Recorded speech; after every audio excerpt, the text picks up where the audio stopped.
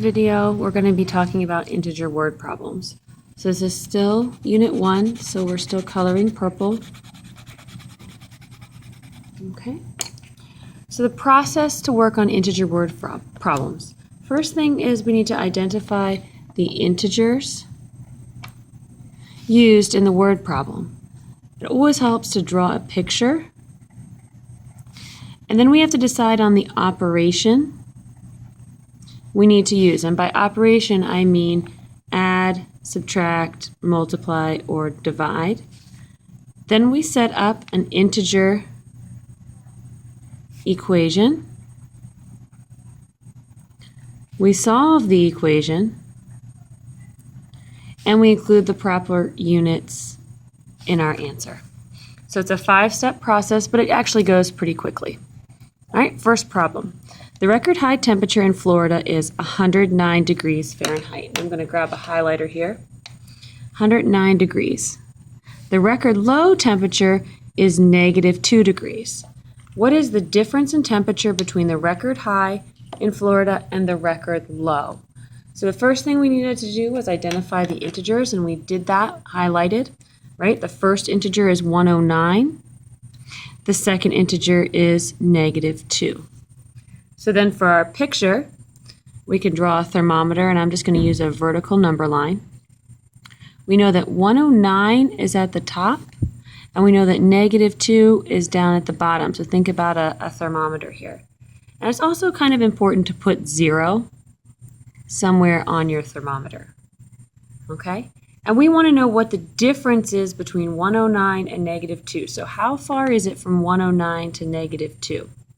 Well, that word difference, that typically is a subtraction word. So you grab another highlighter here, a different color.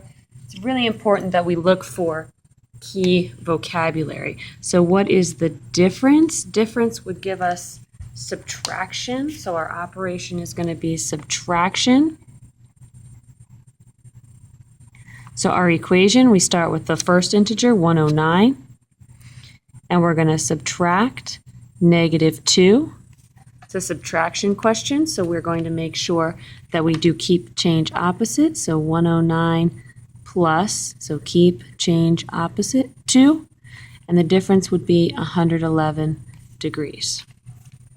Okay, the other way we can think about this on the picture, 109 to 0, that's a distance of 109 units.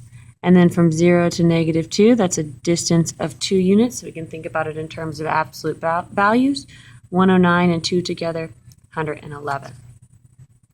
Problem number 2, the world's tallest mountain, if measured from base to peak, is Mauna Kea. I'm not sure if I'm saying that right, so if somebody knows how to pronounce that, you can correct me. In Hawaii, the base has an elevation of 19,680 feet below sea level. The peak has an elevation of 13,796 feet above sea level. So the first two things we need to do are identify our integers. We know we have 109,680 feet below sea level, and then an elevation of 13,796 feet above sea level. And we want to know how tall the mountain is. So again, our two integers, we have 19,680 and negative 19,680 because of that word below. And then a positive 13,796 because that's above sea level. And we want to know how tall the mountain is. So if we think about our mountain, here's our picture. We know part of it is underwater and part of that is above water. So the base is at negative 19,680, and the peak all the way up here, the top, is at 13,796. And we want to know the distance from here to here because we want to know the height. So if we're looking for the distance or the difference between the maximum and the minimum, our operation is going to be subtraction. Very similar to the thermometer, right? We were looking from the distance from the top temperature to the lowest temperature. We're looking from the highest elevation to the lowest elevation. That's going to be a subtraction. So we're going to do the bigger number, the top number, the highest number, 13,796 minus the elevation at the base, negative 19,680. Again, it's a subtraction question, so just like before, we're going to do keep change opposite. Gives us 13,796 plus 19,680. And since we don't have a calculator, we can set up the addition. So 13,796 plus 19,680. 6 plus 0 is 6. 9 plus 8 is 17. Carry a 1, write the 7. 7 plus 6 is 13. Plus 1 is 14. Carry a 1, write the 4. 9 plus 3 is 12. Plus 1 is 13. So carry the 1, write the 3. And 1 plus 1 is 3. So the change in elevation, or the height of the mountain, would be 33,476. And then we include our proper units. We look back here at units, feet. We write feet. So that's example number 2. Again, that picture, really important, really, really helpful. Example number 3. Hiking. A group of hikers descended a mountain at a rate of 400 feet per hour. What is the change in elevation of the hikers after 6 hours? So we're looking at 400. So we're descending 400 feet per hour, and we did 6 hours. So those are our two integers. So if we're descending, that's going to be negative 400. So negative 400 is our first integer. And our second integer, we're hiking for 6 hours. Okay? So if we're going down, descending negative 400 feet every hour, and we do this for 6 hours, we can think about the side of a mountain. Okay?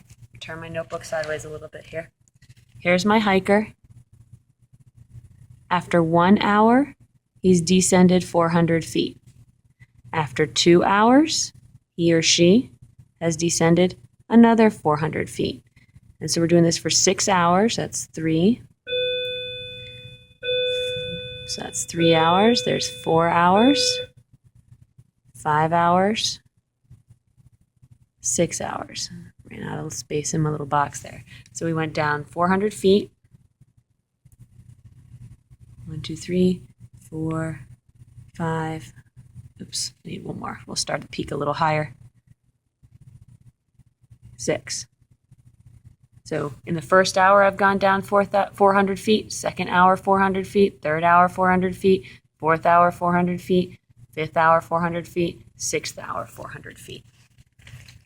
So if you see here, we're going to be adding up all of those hours, one for each hour. So repeated addition, that operation is going to be multiplication. So our equation, we're descending, so negative 400 feet every hour for 6 hours. And if we multiply those together, we're going to end up with negative 2,400 feet. This looks very similar to a number line, actually. It's kind of interesting the way that works out. All right, next problem, problem number 4. The population of a small town is changing at a rate of negative 255 people per year. How long will it take for the change in population to be negative 2,040 people? So if you think about this, negative people may not make a whole lot of sense. But if you think about a town, what this really means is that 255 people are leaving every year. And then our other integer, we want to know how long it will take the population to change by losing 2,400 people. So how many years will that take? So our two integers are negative 255 and negative 2040, so 2040. All right, so if we think about how this works, we know we're looking at a population. So here's a population of people. Pretend that's everybody in this small town. Okay. And we're losing 255 each year. So there's 255, and they're leaving. There's 255, and they're leaving. There's 255, and they're leaving. This one's kind of a hard one to draw a picture, but you've got to think about, okay, these 255 leave the town, these 255 leave the town, these 255 leave the town. These 255 leave the town, and we're looking to get 2,040 people leaving the town. Okay, here's another 255 leaving town. So we keep doing that until we get all the way up to 2,400. So here's another 255 that leave. Here's another 255 that are leaving. Here's another 255 that are leaving. So after 1, 2, 3, 4, 5, 6, 7, 8 years, right, we're going to have 255 people times 8 will give us what we're looking for. So this one's kind of tricky. It's actually a division question. So you're taking the total number of people that you are looking for to leave your town, so negative 2,040, and we're dividing that by the number of people that leave each year, negative 255. And if you look at these groups, we've got 1, 2, 3, 4, 5, 6, 7, 8 groups. So the answer would be 8 years it'll take for 2,040 people to leave. It's a really tricky question. That one's pretty difficult. All right, last one. The famous mathematician Pythagoras founded the Mathematical Brotherhood in 530 BC. About how many years ago did this happen? This one might be a little bit tricky because it looks like there's only one integer. But if we're looking about how many years did this happen based on what year it is right now, today this is 2015. Okay, and we're looking for Mathematical Brotherhood in 530 BC. Remember, BC gives us a negative integer. If you think about it on a number line, here's your 0. We're currently in AD, and BC is back to the left. Okay, so if we think about our picture, this one is a really good one to put on a number line. I guess I should have drawn that up here. So here's year 0. Here's our year 2015. Here's the year 530 BC, or negative 530. And we want to look at the amount of time between now and when the Mathematical Brotherhood was formed. So again, it's a distance question, just like the first two. So our operation is going to be subtraction. So we're taking our current year, 2015, and we're subtracting negative 530 for BC. Keep change opposite, so we keep the 215, change the minus to a plus, and then we take the opposite of 530, negative 530, which is positive 530.